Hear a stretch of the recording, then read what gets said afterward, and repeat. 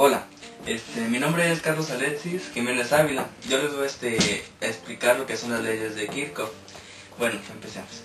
Las leyes de Kirchhoff fueron formuladas por Gustav Kirchhoff en 1845. Estas leyes son muy utilizadas en ingeniería eléctrica para obtener los valores de intensidad de corriente y potencial eléctrico y potencial en cada punto de un circuito eléctrico. Bueno, las leyes de Kirchhoff se basan en dos leyes. La primera es la ley de nodos o primera ley de Kirchhoff, y es común que se utilice la sigla LCK para referirse a esta ley.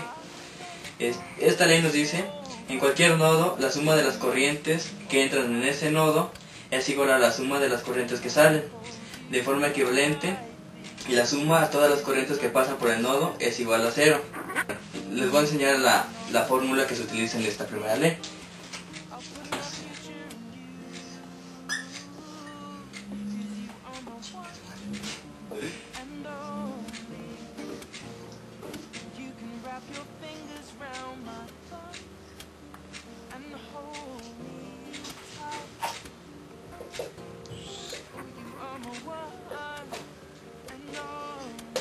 Bueno, como vemos aquí, la sumatoria de todas las corrientes va a ser igual a 0, como lo expliqué lo que es la ley. Bueno, la segunda ley de Kirchhoff, también llamada ley de lazos de Kirchhoff, y es común que se use la sigla LBK para referirse a esta ley. Esta ley nos dice que en un lazo cerrado la suma de todas las caídas de tensión es igual a la tensión total suministrada. De forma equivalente, la suma algebraica de las diferencias de potencial eléctrico en un lazo es igual a 0.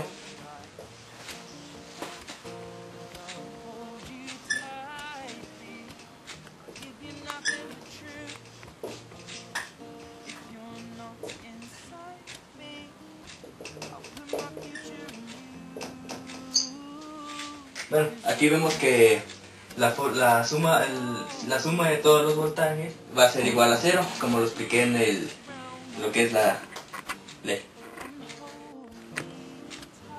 Bueno, ahora les voy a presentar un ejercicio sobre la segunda ley de Kirchhoff y vamos a verificar las tensiones de Kirchhoff.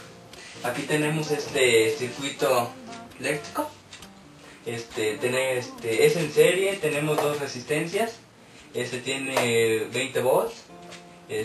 Una resistencia es de 4 ohms, la otra es de 6 ohms. Tenemos aquí esa entrada que entra positivo, llega acá positivo y sale negativo. Entra acá positivo y acá sale negativo. Entonces acá viene y sale negativo.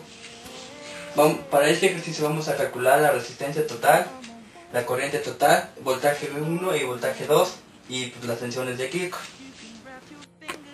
Bueno, como es un circuito en serie, para resolver el inciso A, que va a ser la resistencia total, vamos a ocupar esa fórmula. Va a ser R1 más R2, esto va a ser igual a la resistencia total. Entonces, como tenemos, la primera resistencia es de 4 ohms y la segunda es de 6 ohms, se van a sumar. Y esto nos va a dar igual a 10 ohms.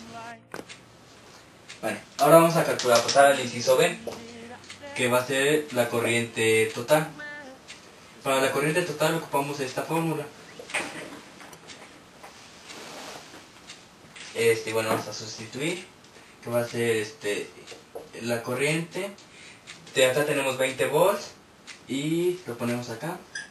Y la resistencia, que es lo que ya sacamos, la resistencia total, que va a ser a 10 ohms. Y esto va a ser igual a 2 amperes. ¿Sí? Bueno, ahora vamos a calcular el inciso C, que van a ser los voltajes. Que sería voltaje 1 y voltaje 2.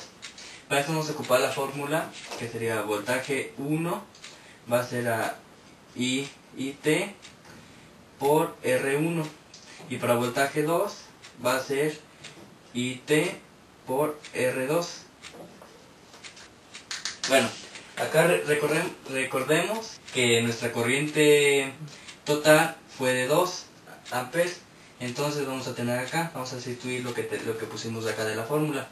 Sería 2 amperes por lo que era la resistencia, que era de 4. 4 ohms. Entonces ponemos acá los 4 ohms y esto nos va a dar igual a 8. Y ahora vamos por el voltaje 2, que tenemos acá. Voltaje 2 va a ser igual a 2 amperes por el valor que era la resistencia, que era de 6. Entonces tenemos acá 6 ohms y esto va a ser igual a 12 volts. Igual acá en el voltaje 1 es igual a 8 volts. Bueno, ahora resolveré el inciso D, que van a ser las tensiones de Kirchhoff.